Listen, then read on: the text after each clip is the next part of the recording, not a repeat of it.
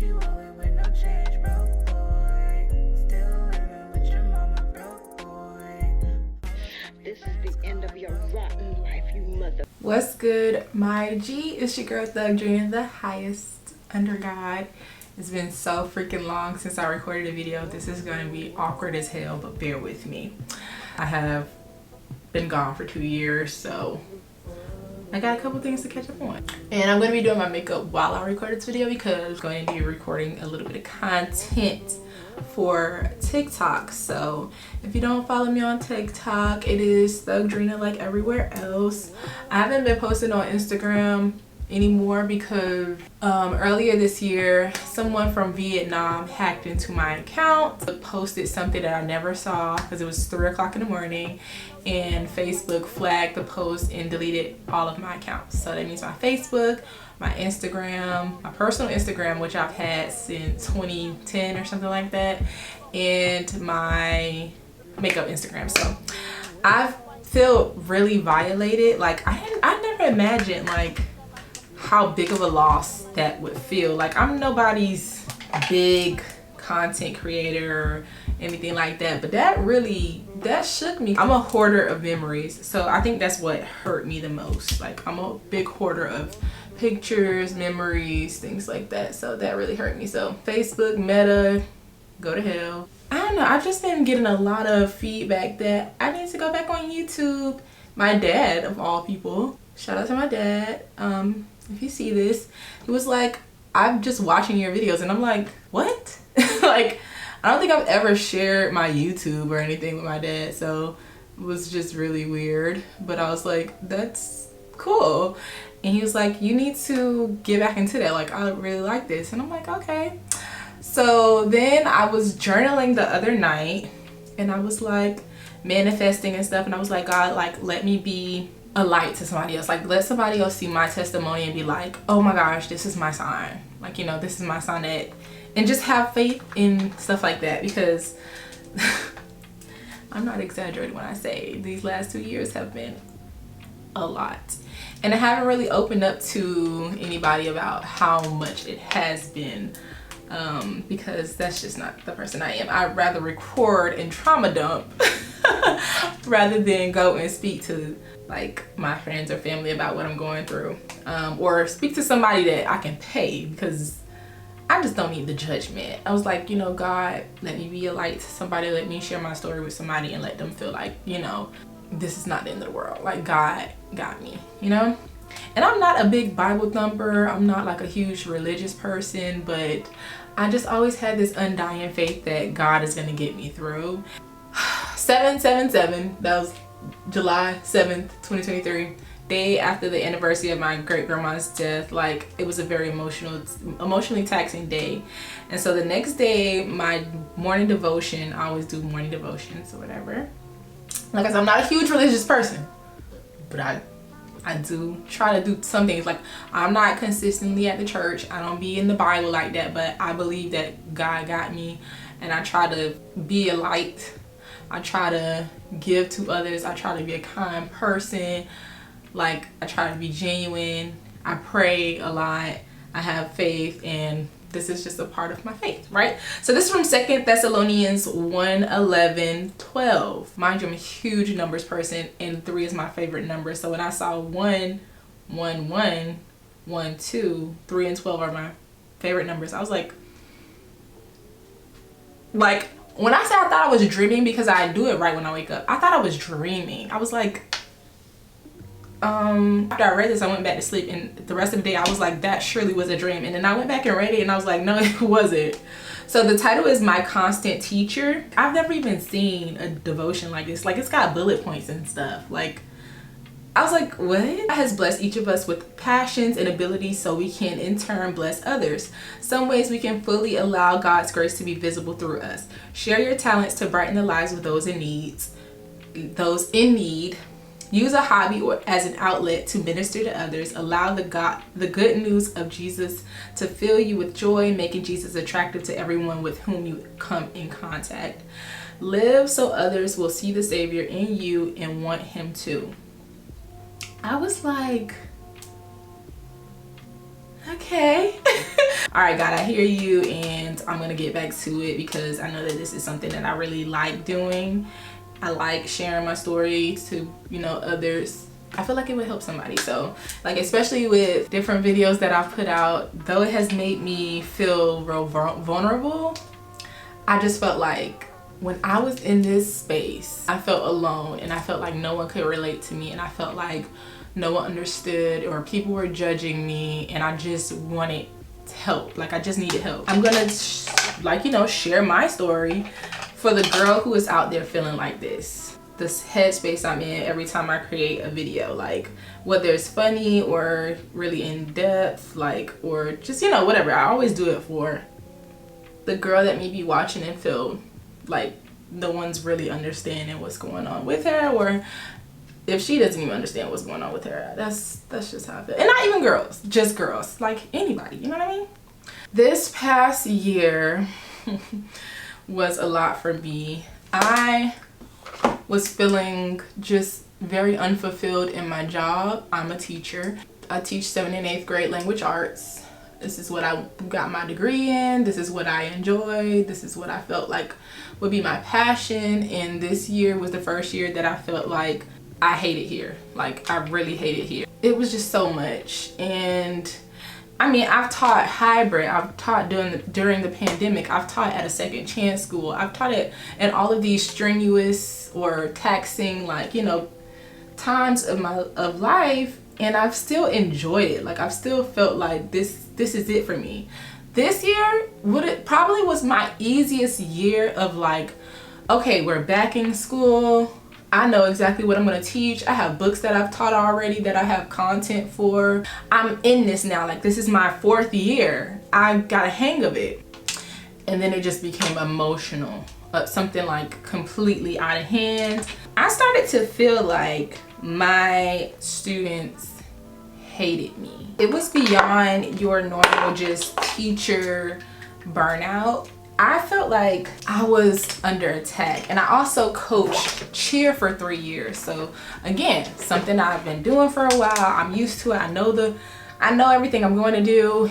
I don't think I've felt this low emotionally since I don't know when. It was really bad. It got to the point where I just started going through the motions of life, and then it got even worse. I had a lot of S-word ideation, and not in a way that was like I'm going to self-harm. It was more so like I don't feel like there's any need for me to be here anymore. That's kind of the point that I got to, and it was really scary. And so I was going to work, I was coaching, just going through the motions, and I felt like my students even felt like I wasn't myself, and that I was less patient, less understanding. It's like I literally did not care, and that's never been the case for me. I always actually over care, and I think that's what it was. Like, I was over caring, over exerting myself so much in the beginning of the year, and like giving my all, and then it was like I was getting nothing back. Like, I was being shat on like every day. And then it got to the point where like, I was like, I don't care anymore. Like, I don't care at all. Mind you, and I'm living alone at this time. I don't feel like I have a ton of support because, again, I'm not trying to be a burden to anyone. So I'm not letting anybody know like where I am mentally. I'm just kind of suffering in it. Like, it was really bad. I don't want to get like too in depth into it, but it was really bad. One day I was going through the motions, and one of my students started just blurting out slurs, and they were going through their own thing. And if I was in the correct mind space, I would have been able to address that better, and I would have been able to help that child, because I related to that child so much because of my own things that I was going through, that I could not like communicate with that child and help them see that I see you, I see what you're going through, and I've also been through this, so I can kind of like mentor you in a way and let you know that this is not gonna last forever. Like, you're gonna make it out of it. But I couldn't, like, I had nothing in me to give these students, and specifically this student. So this child just started yelling out random stuff, like not towards me, but like just blurting out as I'm trying to teach, like as I'm actually trying to give instruction. And the kids are really different. The kids are, after the pandemic and all that, like these batch of children, I was like, y'all are different. Like 8th grade felt like I was teaching 6th grade. Learning out B, F, just like random stuff, and I felt something break in me.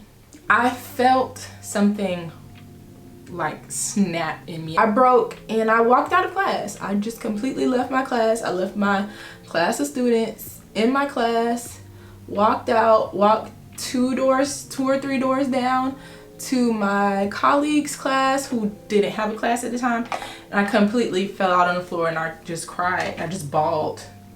And I just like told her how I had been feeling, and I just completely broke. And that led to me voluntarily Baker acting myself. Oof, this is harder than I thought. I had waited too long to address my mental health.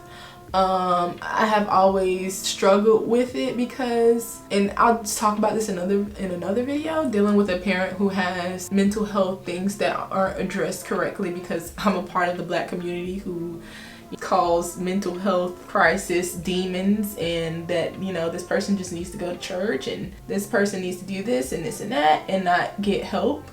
So I have a really toxic relationship with getting help. When I said this was like my last resort, like this was it. Like this was like make or break kind of thing. Went to this facility, went for a couple of days. Whew, it was eye-opening because, I mean, as a kid, I've had my mom has been Baker acted before, not voluntarily, but because no one else knew anything else to do during like her manic episodes. And I don't want to put that out there like that. Like, I'm not going to share my mom's story like that, but it's a part of my experience. Like, her not having that support, people in my family not understanding what it means to be that support and kind of condemning her, it just led to me like not seeing this as a positive thing, like getting help, but as like a punishment.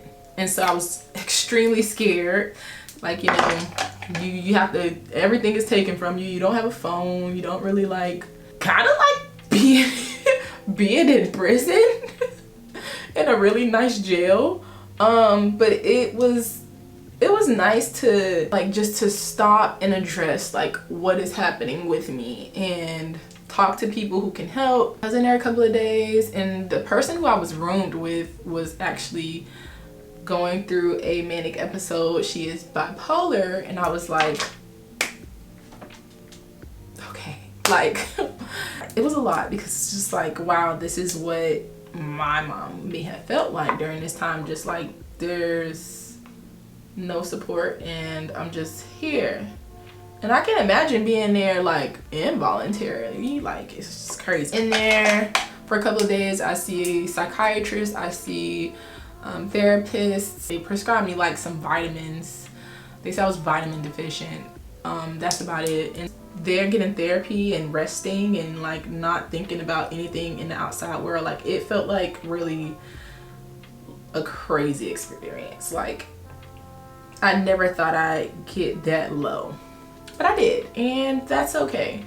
I'm just proud that I didn't break and then go home by myself to be alone and to wallow in the feelings that I had. A therapist that was this Black man, and he just spoke so much life into me, and he was just so uplifting, and it was just phenomenal. And it made me like really appreciate therapy and see it as like something that I can do and that would help me. He like even told me like, you know, I could see you going back to school and being a therapist. Like, you have just this quality about you. He said I could be a counselor. And the craziest thing is, I've always wanted to go into psychology. I always wanted to work with kids but I wanted to go into psychology. And so when he told me this, I'm like, wow, like that would literally be everything I've wanted, working with kids and being in the field of psychology. So it's something that I've been thinking about going back to school for when I get my master's. I talked to my mom and she was proud of me for getting help, and I don't know, I just felt like a lot of people were like, I'm proud of you, but yeah, couldn't be me though. Like kind of thing. I had to also get past that. I had a few weeks off to see a therapist, see a psychiatrist outside of the facility. My psychiatrist told me that she thinks I have ADHD. So I'm like, what? What are you talking about right now? Like, what are you even saying right now? Like, when I think of ADHD, I've had students who have ADHD. I'm like, this child, you talking about the people that can't sit still, or like who are really smart but just can't focus? Like, that's not me. When she started reading off the symptoms and screening me, I'm like, because ADHD shows up differently in women. I didn't know that. I thought that was just like, oh, it's because like I'm a Pisces. No, hun, you have ADHD, dummy. Y'all, I literally spent an extra year in college because I procrastinated so badly in a class that I failed because of one assignment. I'm an English education major, so of course I had to write a bunch of essays. I would write my essays the night before. I would write my essays an hour before class. And I'd be like, that's because like that's when I do the best. Like I always do really great when I do things last minute. And I'll sleep a lot. I have little to no energy when I'm like feeling overwhelmed. I get really like obsessive with certain things. She's like reading off all these things and I'm like, damn, that is me. Like, you got me. She said, this you? This you? I said, yes, it is. She was like, I'm gonna prescribe you some Adderall and like just see how you do. Like, if you feel manic, then it's not ADHD and we'll just, you know, keep seeing. If you feel normal, then yeah, we got you. And I was very apprehensive. I was like, I don't really want to take any meds. Like, this is not me. Like, I ain't believe it. I was like, girl, find somebody else to do it, because that's not me. You got the wrong girl. She had the right girl. I'm at 20 milligrams now. And then I took a break when I first started taking them too, because I'm like, I don't believe it. And then I would sleep for hours on end. Yeah, so I was like, oh yeah, this is me. This is my stop. This is me. It's been great thus far. It's been a couple of months of me taking them. So yeah, it's been pretty Gucci. This is really my makeup routine right here, y'all. Like, I don't do a lot anymore, like unless I'm going like out. I did that, and then I was off a couple weeks seeing therapists and stuff like that, and I was back to work after those 3.5 weeks off that I took. I just really started putting me first, my mental health. Like, I did not want to go back to that space. Like, that's just not me. I quit coaching cheer because I felt like it just was not serving me. I was serving them and I was not appreciated. I was more focused at work. I was able to remember things and get stuff done at the time that we were supposed to be done. I stopped sleeping as much. I could just see an overall shift in my attitude towards things. A little bit more balanced, that's what I can say. But yeah, if you are seeking therapy, you're seeking help, like if you feel like that's what you need, do it. Don't worry about what everybody else has to say about it. Just do what you gotta do for you, because like, don't get to that point where you feel like you can't see the light anymore. Like, go and get help now. Lately I've been feeling really great. All right, so that's my update as far as my mental health. Put my glasses back on, child. I hope everyone is doing well. I hope your mental health is good, and if it's not, don't be afraid to speak up, get help before it gets to a point where, you know, you don't see a light at the end of the tunnel. You know, you're in the tunnel, we're all in a tunnel. But when you start not seeing the light, go get you some help, babes. It's really okay. This has been your girl, Vardinada, and I'll see y'all in the next video.